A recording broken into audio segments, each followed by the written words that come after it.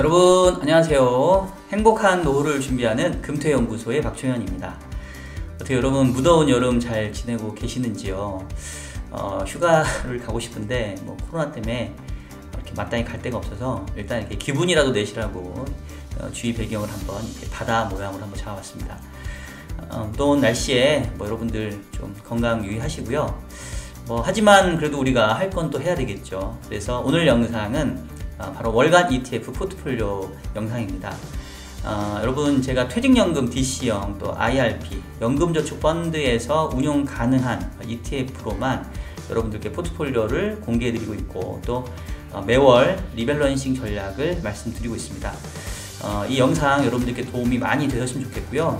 여러분들이 활발하게 댓글도 좀 달아주시고 이렇게 소통을 해주시면 제가 더욱더 힘이 나서 열심히 영상을 만들 수 있을 것 같습니다. 자, 그러면 본격적으로 8월 ETF 포트폴리오 리밸런싱 전략 지금 바로 시작하도록 하겠습니다. 자, 그럼 먼저 지난달 금융시장 간단하게 살펴보고 가도록 하겠습니다. 지난달을 보게 되면은 주식시장은 국내 증시 또 아시아 증시 중국 위주로 해서 좀 시장이 약세를 보였고요. 채권시장은 전반적으로 강세, 그리고 외환시장에서는 또 다시 환율의 상승세가 좀 나타났습니다. 그리고 원자재 시장에서는 구리 가격의 상승세가 좀 두드러졌고요. 가상화폐 가격이 오랜만에 바닥 대비 상당히 큰 폭의 상승세를 보였습니다. 각 시장별로 좀 요인을 살펴보면 일단 주식시장에서는 미국에서 지금 계속 이 인플레이션에 대한 부분들이 이슈인데 그럼에도 불구하고 연준은 신중한 테이퍼링을 하겠다 이러면서 계속해서 이 미국 주식시장은 좀 견조한 상승세를 보였고요. 다만 이제 지난달 가장 큰 이슈는 이 중국 주식시장이었던 것 같아요. 이 중국 당국의 빅테크 기업에 대한 규제 강화, 특히 사교육시장 금지하겠다 이러면서 지금 항생지수 위주로 난리가 났다가 이 국내 주식시장도 어떻게 보면은 유탄을 맞은 형태였는데요. 월 후반에 가서 조금 이렇게 수습하는 얘기들이 나오면서 반등하긴 했지만 전체적으로 시장은 상당히 좀 안 좋았습니다. 그 여파로 국내 시장도 조금 부진했고요. 7월 중에도 외국인이 국내 증시에서 5조 원가량 순매도를 보이면서 코스피가 마이너스 2.4% 정도 약세를 보였습니다. 다만 이제 이 와중에서도 이 중소형주는 좀 강세를 이어갔는데요. 2차전지 소재주라던가 게임주 이런 것들은 또 제한적인 강세를 좀 보였습니다.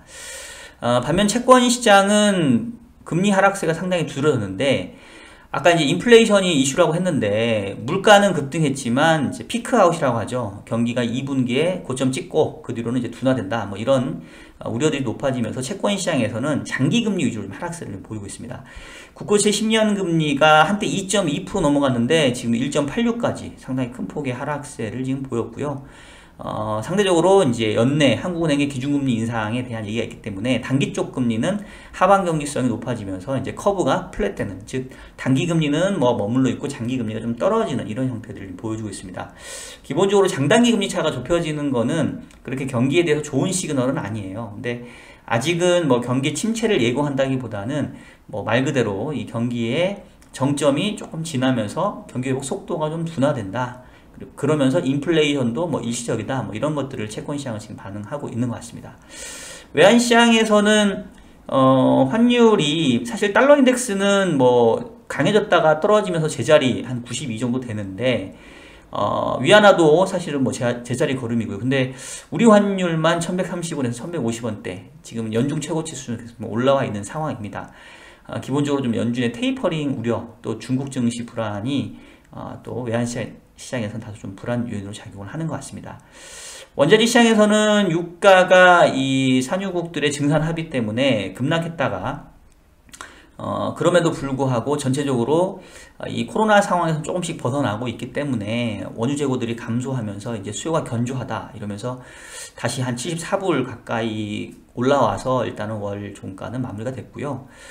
구리 가격도 전체적으로 올라오고 있거든요. 그래서 전반적으로는 리오픈에 대한 그런 경기의 정상화 과정들이 좀 진행되고 있는 것 같습니다.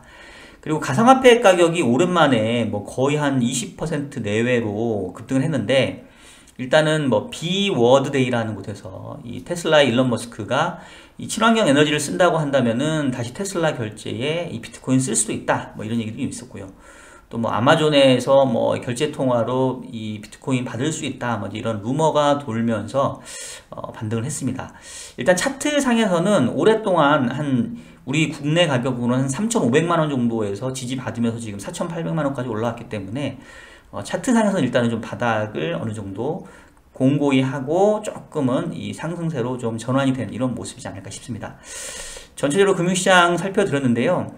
일단 이제 8월 시장 같은 경우를 간단하게 좀 본다고 한다면, 일단은 연준에서 이 물가에 대한 우려에도 불구하고 계속해서 좀 완화적인 스탠스를 좀 보여줬고, 또 7월 FOMC에서는 이제 스탠딩 레포라고 해가지고 어떻게 보면 테이퍼링을 한다 하더라도 시중 유동성에는 이제 큰 충격을 주지 않는 이런 어떤 사전 조치들을 좀 취해놨기 때문에 제가 봤을 때는 이제 뭐 유동성에 대한 우려는 조금 줄어들 것 같고요. 다만 이제 펀더멘탈로 들어간다고 한다면 계속해서 지금 얘기하는 피크 아웃에 대한 우려들이 아마 뭐 8월 또 2, 4분기에도 시장에는 조금 부담으로 작용할 것 같습니다. 그래서 어느 정도 전체적인 지표라던가 기업 실적들이 좀 둔화되는지 이 부분들이 좀 확인되기 전까지는 시장은 다소 조금 답답한 정체 상태를 좀 보이지 않을까 싶고요. 한 3분기 후반 정도로 가면서 여전히 통화정책이 우호적인 상황인데, 테이퍼링을 한다 하더라도 상당히 속도가 더딘데 전체적으로 지표라던가 뭐 기업 실적은 크게 꺾이지 않는다, 뭐 이제 이런 것들이 좀 확인된다라고 한다면 그때 다시 조금 주식시장도 좀 반등하는 그런 모습이 나타나지 않을까. 그 전까지는 약간의 좀 숨고르기 좀 있을 것 같다, 이렇게 저는 시장을 좀 보고 있습니다. 자, 간단하게 시장을 살펴드렸고요. 이제 저희 지난달에 7월달 포트폴리오 성과가 어땠는지 한번 살펴보도록 하겠습니다. 일단은 결론부터 말씀을 드리면은 뭐 국내 주식이 코스피 기준으로 2% 이상의 하락세를 보인 거에 비하면 제가 ETF 포트폴리오로 가지고 있는 전체의 그냥 단순 평균 수익률은 한 보합 정도였고요. 가중치를 감안한 수익률은 그래도 살짝 플러스를 내긴 했습니다. 종목별로 살펴보면 일단은 이제 원자재 시장에서 골드 선물, 구리 선물 좋았고요. 그리고 채권 시장에서 초장기 채권 위주로 성과가 괜찮게 나왔습니다. 그 다음에 이제 철강도 괜찮았고요. 그리고 2차 전지, 뭐 요즘에 배터리 소재주 위주로 상당히 상승을 보이고 있는데 월간 수익률이 무려 9%예요. 상당히 높았습니다. 그리고 뭐 차이나 전기차, 솔라액티브도 16% 정도 상당히 상승이 높았고요. 그 다음에 이제 제가 액티브 ETF 중에서 들고 있는 신재생에너지 또 월간으로 한 4% 정도 성과를 좀 보였습니다. 반면에 조금 부진했던 걸로 보게 되면 그 리츠가 좀 안 좋았어요. ESR 캔달스퀘어가 한 달 만에 8%가 빠졌고요. 이리츠 코크랩. 제가 뒤에도 말씀드렸지만 제가 한 2달 전부터 리츠 줄여야 된다고 분명히 좀 말씀드렸습니다. 기사에서 이제 뒷북 치듯이 리츠 막 추천을 하는데, 리츠 투자는 이미 연초에 했었어야 되고 오히려 지금 주가 올라오는 거는 차익 실현의 기회다라고 해서 이제 실질적으로 저도 비중도 많이 줄였는데, 지난달에 이 ESR 캔들스퀘어가 특히 안 좋았어요. 뭐 쿠팡에서 뭐 이렇게 좀 화제가 난 것도 좀 영향이 있었나 뭐 싶기도 하고, 또 요즘에 주가가 너무 많이 올라와서 이 공매도 세력까지 좀 가세를 하고 있는 것 같습니다. 요건 조금 뒤에 다시 말씀드리겠고요. 그 다음에 타이거 헬스케어가 아이고 6%까지 빠졌네요. 저도 좀 비중이 적지 않아서 조금 성과에 부진했고요. 수소경제 테마도 상당히 좀 부진했습니다. 타이거 화장품 6%대 이상의 마이너스인데 국내에서 델타 변이 바이러스가 확산된 부분이 결국은 이 경제 정상화에 맞물리는 요 컨택트 관련된 종목에 좀 악영향을 미친 것 같아요. 뭐 여행 레저 같은 경우는 좀 보합권 선방을 했는데 화장품은 많이 안 좋네요. 이게 마스크가 지금 생각보다는 좀 끼는 시간이 좀 길어질 것 같죠, 분위기는. 그리고 중공업도 최근에 이제 조선 해운 업종에서 피크아웃 얘기가 나와서 조금 부진했고요. 가장 부진했던 게 역시 이 KB스타 차이나 항생테크입니다. 중국의 빅테크 기업에 대한 규제 강화 이런 것 때문에 이 홍콩 항생 지수에 편입되어 있는 대형 그 IT 종목들이 다 우수수 떨어졌고요. 뭐 저도 포트에 상당히 좀 안 좋은 성과를 보였습니다. 그리고 코덱스 자동차도 다시 7% 이상 하락세를 좀 보였네요. 자, 일단 이런 상태에서 7월달 리밸런싱의 전략은 어땠는가? 근데 결과론적으로 봤었을 때는 잘한 것 같아요. 지금 제가 지난달에 ESR 캔들스퀘어를 거의 비중을 확 줄였거든요. 근데 이제 전월 8% 이상 하락을 했으니까 잘 뺀 거였고, 뭐 기계 장비도 조금 줄였는데 뭐 일정 부분 이렇게 마이너스를 보였으니까 일단은 지난달에 뺀 종목들은 상당히 좀 잘했다 이렇게 볼 수 있겠고요. 신규로 이제 추가하고 조금 제가 추가 매수했던 종목들 살펴보면, 일단 KB스타 국고채 30년 이넨스드, 예, 월간으로 6.5% 정도 상당히 수익이 괜찮았습니다. 일단은 국내에서 이 가장 듀레이션이 긴 채권 ETF라고 말씀드렸고요. 저희 구독자께서 소개해 주셨는데 저도 상당히 좋은 성과를 보이고 있고, 제가 한 두세 달 전부터 이제 채권 쪽 비중을 조금씩 이렇게 높이는 쪽을 말씀드리고 있죠. 그리고 2차 전지 산업도 비중 확대했는데 뭐 9% 이상 상승했으니까 좀 성과가 괜찮았고요. 타이거 화장품은 비중 확대한 거에 비하면은 조금 약간은 좀 부진한 성과를 보였습니다. 뭐 건설은 조금 부진했지만 뭐 이 정도는 좀 애교인 것 같고요. 그리고 글로벌 메타버스 펀드 삼성자산인가에서 운영하는 거를 들려고 했는데 결국 못 들었어요. 요거 미래에셋대고에서 안 팔더라고요. 그래서 고민하긴 했는데 고민한 사이에 관련주 급등해 버렸습니다. 뭐 조금 약간 아까운데, 뭐 국내에서 최근에 상장된 맥스탄가 뭐 이거 그 메타버스 관련된 종목인데 뭐 이거 상장해서 따상상상이가 치고 있죠. 빨리 메타버스 관련된 종목이든 펀드든 ETF든 투자를 해야 되는데 지금 저도 지금 찾고 있습니다. 혹시 여러분들 중에서 요거 괜찮습니다 하는 거 좀 추천해 주시면 제가 감사의 말씀 드리도록 하겠습니다. 우리 좋은 거는 같이 나눌 수 있도록 했으면 좋겠습니다. 자, 그러면 이제 8월 달은 어떤 전략을 가져갈 것인지 한번 말씀드리도록 하겠습니다. 자, 일단은 전체적인 방향성은 제 지금 DC형, IRP형, 연금저축 요 세 개의 어떤 계좌의 합산 ETF를 보게 되면, 그 최근에 제가 리치 비중을 많이 줄였어요. 그래서 리치가 한때 22%인가 갔는데 지금 15%까지 줄여놨고요. 반면에 이제 주식형이 한 44%로 좀 늘어나 있습니다.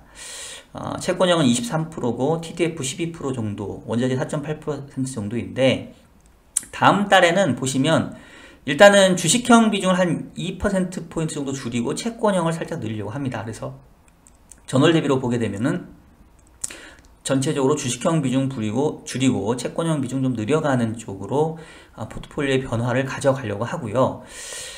구체적으로 어떤 종목들을 편입하고 제외를 할 거냐면, 일단은 제외하고 축소하는 종목 중에서는 주식에서는 타이거 200, 중공업, 코덱스 철강 이거 다 제외해 버리겠습니다. 일단은 기본적으로 누적 수익률이 타이거 중공업은 16%, 철강은 34%, 뭐 저는 먹을 만큼 먹은 상황이기 때문에 차익 실현을 하도록 하겠고요. 앞서 잠깐 얘기했던 것처럼 뭐 피크아웃 얘기가 계속 나오고 있긴 하지만, 특히나 이 조선 해운 관련된 업종, 해운 업종에 대해서는 그 운임료가 지금 뭐 계속 상승을 하고 있긴 한데, 뭐 최근에 뭐 해운 관련된 그 애널리스트하고도 계속 좀 얘기를 해보면 3분기에도 추가적으로 상승 여력이 있다라고 하는데, 그럼에도 불구하고 어쨌든 간에 이게 연장이지 사이클이 계속된다고 보진 않다 하더라고요. 그러면 주식시장 차원에서는 뭐 더 갈 수 있다 하더라도 제가 봤을 때는 뭐 그렇게 크게 가긴 좀 어려울 것 같고요. 그렇다고 한다면 이제 관련된 뭐 조선 또 뭐 철강 뭐 이런 업종들은 뭐 이미 먹을 만큼 먹지 않았나, 이제 요거 줄이고 차라리 좀 더 좋은 거를 보겠다라는 차원에서 일단 저는 모든 포지션 다 제외하고 다른 종목 찾도록 하겠습니다. 그 다음에 이제 아리랑 미국 단기 우량채를 줄이기로 했는데, 이제 요거는 왜 줄이냐면 이제 채권적 비중 늘려야 된다고 했잖아요. 근데 제가 요 비중이 너무 많아요. 12%나 들고 있어요. 그러니까 그 이전에 이제 채권 비중을 포트폴리오 이 조절 차원에서 가져는 가야 되는데, 금리 상승 리스크가 컸기 때문에 장기채보다는 좀 단기채, 듀레이션 짧은 채권을 들고 있었는데, 지금은 이제 저는 채권 쪽 비중을 좀 늘리면서 시장을 좀 좋게 보고 있기 때문에 단기 채권 줄여서 장기 채권을 하면서 저는 듀레이션을 늘리도록 하겠습니다. 그래서 단기 우량채는 비중 너무 12%면 너무 많죠. 어떻게 보면 단일 ETF 중에서 제일 많을 거예요. 그래서 확 줄여서 이걸로 장기채로 갈아타겠다, 이렇게 좀 이해를 하시면 될 것 같습니다. 자, 그래서 신규로 편입되는 그리고 비중 확대하는 종목 보게 되면, 채권 쪽에서는 하나로 KAP 초장기 국고채하고 KB스타 국고채 30년 이넨스 요 두 종목을 비중을 더 늘리도록 하겠습니다. 각각 지금 2%대 정도인데, 뭐 적어도 더블 정도는 좀 더 늘리려고 하고 있고요. 단기 우량채 파는 부분들 대부분 다 여기로 편입된다고 보시면 될 것 같아요. 근데 이제 왜 두 개를 넣어놨냐면, 이 KB스타 국고채 30년 이넨스드가 듀레이션이 길어서 제가 생각하는 이제 커브의 플래튼, 즉, 단기 쪽 금리는 뭐 기준금리 인상 때문에 좀 올라올 수 있지만, 장기 쪽 금리는 미래 경제에 대한 둔화 우려, 또 인플레이션이 좀 꺾일 수 있다, 이런 것들 때문에 장기채 금리 전 고점 보고 내려온다고 생각하거든요. 근데 문제가 얘가 상장된 지 얼마 안 되고 거래량이 없어갖고 조금 사고 팔기가 좀 힘들어요. 그래서 일정 부분은 사겠지만 보안 차원에서 하나로 캡 초장기 국고채도 같이 사겠다, 이렇게 이해를 해주시면 좋을 것 같고요. 자, 그리고 국내 주식형 중에서는 한 5가지 종목 정도 지금 편입을 더 하는데, 일단은 이제 가장 이제 문제가 되는 이 차이나 항생테크, 이거 어떻게 할 거냐. 지금 전월달만 14% 빠졌고 제 누적 수익률도 마이너스 17%, 상당히 안 좋습니다. 근데 다행히 제가 비중이 많지는 않아요. 1.69 정도면 상당히 좀 적은 비중인데, 고민한 끝에 그냥 물타기 하겠습니다. 최근에 이제 제가 그 방송하고 있잖아요. 그 이제 유동원, 우리 갓동원 본부장님 이렇게 계속 출연하셔서 이제 좋은 말씀 듣고 있는데, 우리 유동원 본부장님 이렇게 보시더라고요. 이 미국하고 중국하고 패권 싸움 하고 있는데, 중국이 자기들의 제사를 깎아먹을 정도로 그렇게 기업을 강하게 규제하겠냐. 어떻게 보면은 약간 좀 뭐랄까, 그 연착륙하는 과정이다라고 보고 있지, 아예 산업 자체를 꺾어버리지는 않을 거다라고 얘기를 하시더라고요. 그래서 저도 뭐 사교육 시장은 좀 그럴 수도 있을 것 같아요. 요즘에 중국이 출산율이 많이 떨어진대요. 왜냐면 거기도 이제 우리처럼 애 키우는 교육비가 너무 많이 들어가지고, 그래서 이제 사교육 시장을 조금 이렇게 잡아야겠다라는 이제 심산이긴 한데, 이제 이게 뭐 전체적으로 다 모든 산업에 적용되는 거 아니냐라고 이렇게 우려를 하는데요. 지금 뭐 빅테크 기업들, 뭐 샤오미, 알리바바, 뭐 이런 기업들은 지금 미국하고 지금 경쟁하고 있는데, 이런 기업들을 완전히 그냥 다 죽여버린다?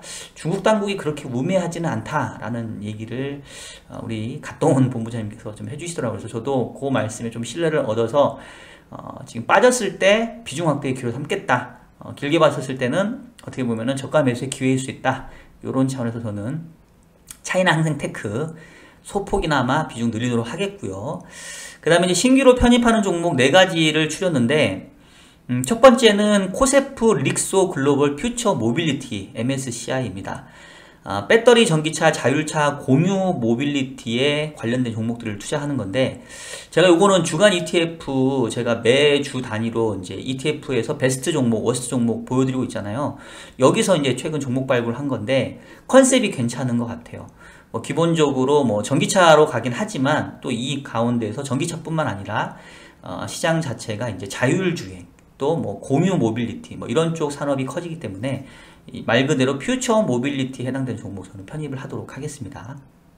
자, 그 다음 종목은 타이거 글로벌 클라우드 컴퓨팅 INTXX인데, 클라우드 컴퓨팅 산업 30개 기업에 투자하는 ETF이래요. 그리고 뭐 요즘에 이제 제가 메타버스 관련돼서 이제 계속 종목 발굴을 좀 하고 싶은데 ETF를 마땅히 좀 많지는 않은데, 기본적으로 이제 메타버스화 되고 뭐 디지털화 되고 그러면은 뭐 반도체 수요도 늘어날 거고, 특히 이제 클라우드 관련된 수요 많이 늘어나겠죠. 그래서 이쪽도 장기적으로 좀 좋게 보고 있고요.